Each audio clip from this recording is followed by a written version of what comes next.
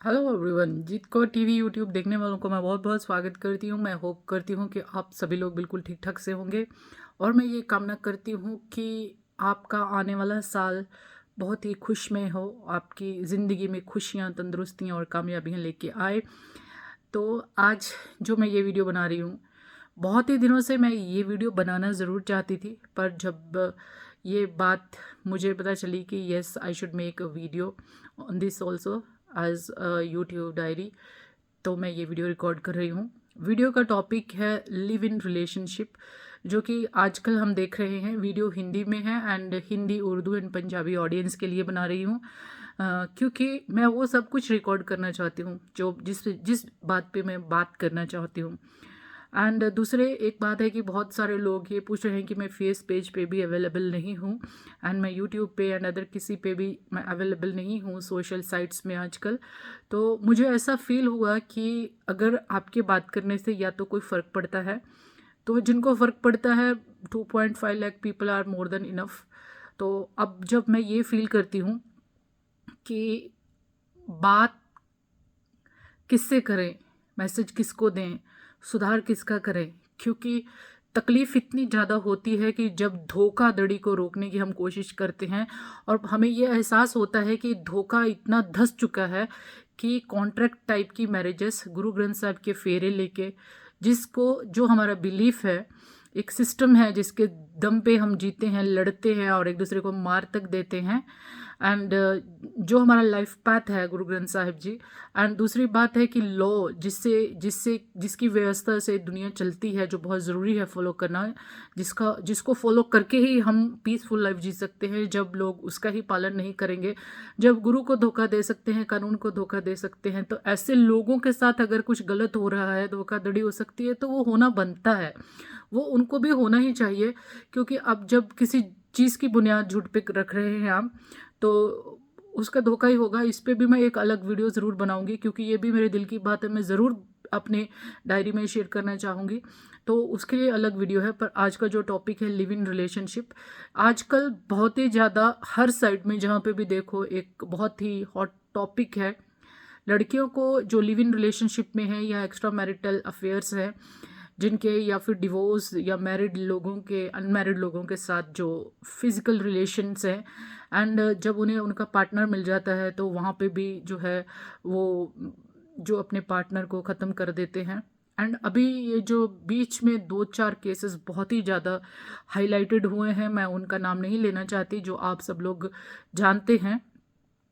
दिल्ली के ही हैं बहुत सारे केसेस और बढ़ते हुए, क्योंकि एक केस जब मीडिया में उछला तो उसके बाद बहुत सारे केसेस सामने आए एंड सारे लिव इन रिलेशनशिप के केसेस थे।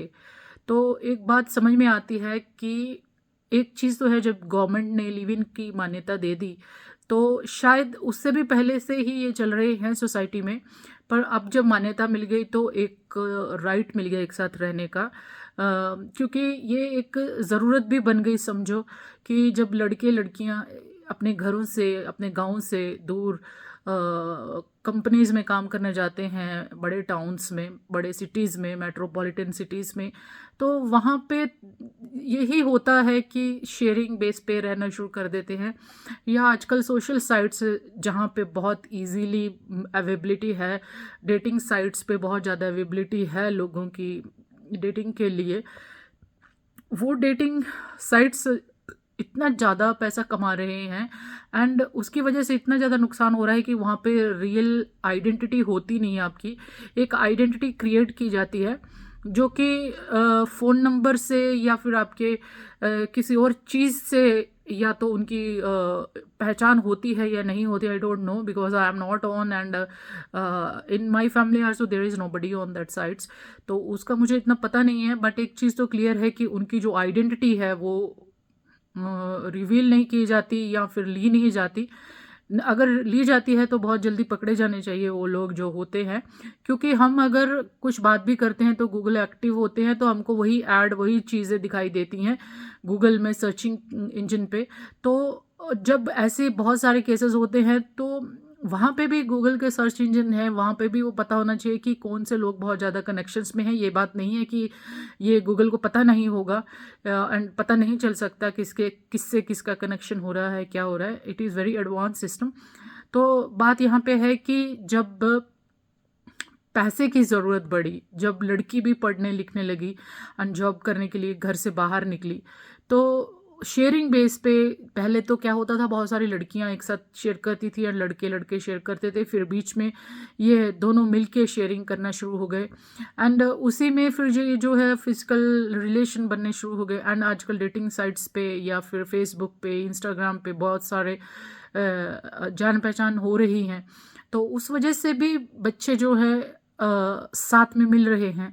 एंड एक चीज़ मैंने पर्सनली ऑब्जर्व की है, मेरे पास भी 3-4 ऐसे केसेस 2 साल पहले आए थे। तो उतने सीरियस नहीं होते थे, पहले बहुत कम दिखाई देते थे या सामने नहीं आते थे। कि एक लड़का मैरिड था, मैरिड लड़के ने, वो उनकी भी लव मैरिज थी एंड 5 साल का रिलेशनशिप था। लड़की जॉब करती थी, 60,000 उसकी सैलरी थी इंडियन रुपीज़ एंड लड़का था 30-40,000 कमाता था। बहुत हैंडसम लड़का था एंड उनकी शादी हो गई 5 इयर्स के लिव इन रिलेशनशिप के बाद में। फैमिलीज़ ने मिलकर उनकी शादी कर दी। 5 साल वो लोग रहे भी, पर बीच में पता चला कि वो लड़के के मल्टीपल अफेयर्स हैं। वो लड़के के मल्टीपल अफेयर्स भी उन लड़कियों से हैं जो कि जॉब करती हैं। और लड़के ये इसलिए करते हैं ताकि कमाने वाली लड़कियों को उनकी जो पैसे हैं वो यूज़ कर सके। यही चीज़ मेरे समझ में आई एंड मैंने वो केसेस में समझा। क्योंकि जब आप ऑलरेडी एक मैरिड रिलेशनशिप में हैं एंड आप और 2-4-5 लड़कियों को ये बताते हैं कि आप अनमैरिड हैं, उनके साथ फिजिकल रिलेशन बना लेते हैं, यहाँ तक कि शादी तक भी आप बात पहुँचा देते हैं। एंड उसके बाद जब आपकी वाइफ को या आपकी गर्लफ्रेंड को या आपके लिव इन पार्टनर को पता चलता है कि आपके और अफेयर्स भी हैं, तो डेफिनेटली ये बात तो बुरी लगेगी ही। क्योंकि एक शादी है जो वो बंधन है जिसे माँ बाप, समाज और कानून मान्यता देता है। एंड अगर आपके साथ कुछ गलत होता है तो पूरा समाज, पूरी फैमिलीज आपके साथ होती हैं, कानून आपके साथ होता है। पर लिव इन जो अभी नया नया स्टैंडर्ड स्टार्ट हुआ है, उसमें एक तो पहले माँ बाप ही मान्यता नहीं देते, सोसाइटी भी मान्यता नहीं देती। बड़े अजीब से ढंग से उन लोगों को देखा जाता है। मेट्रोपॉलिटन सिटीज़ को देख के, बड़े बड़े सिटीज़ को छोड़ दे, वहाँ पे तो ये कॉमन है। एंड एक चीज़ और है कि लड़के ज़्यादा धोखा दे रहे हैं, लड़कियों से भी ज़्यादा।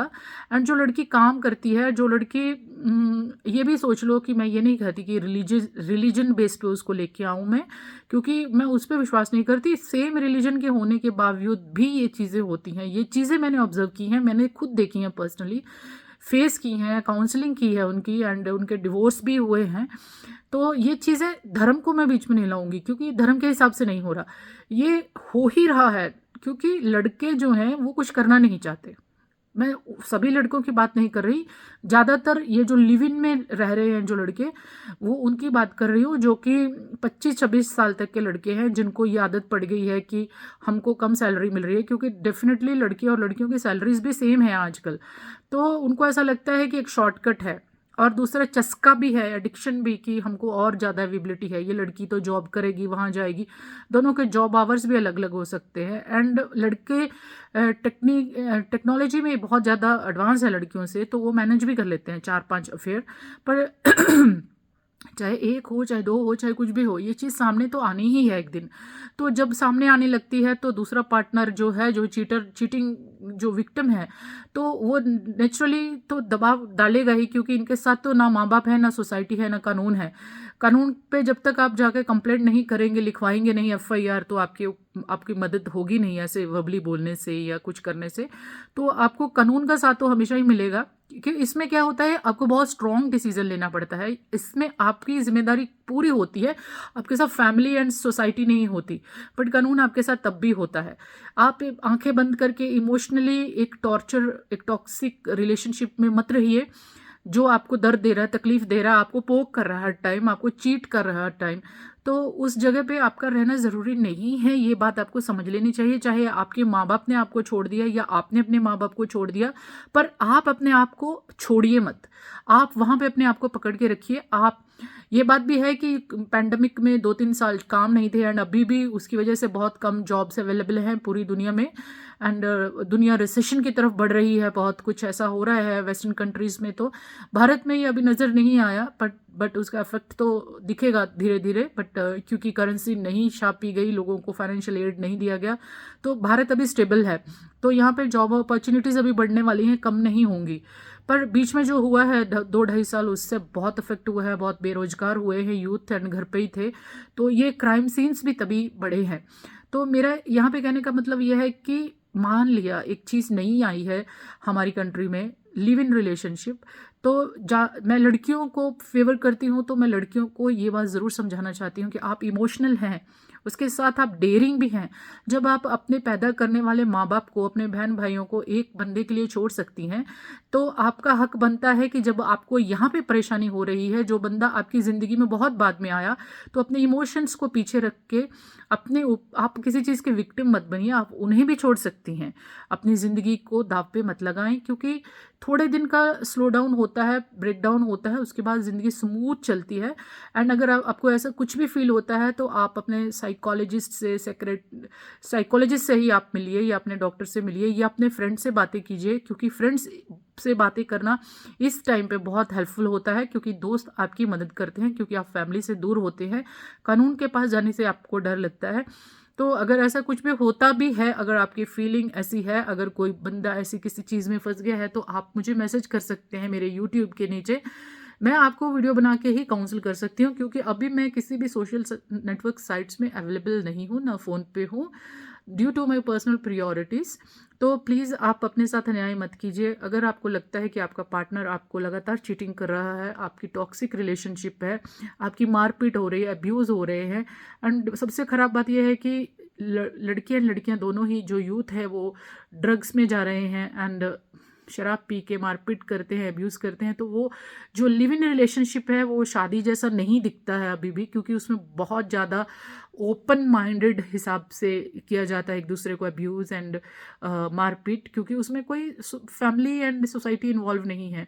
तो वो एक सोसाइटी के लिए भी ख़राब है, आड़ोसियों पड़ोसियों के लिए भी एक ख़राब एनवायरनमेंट है।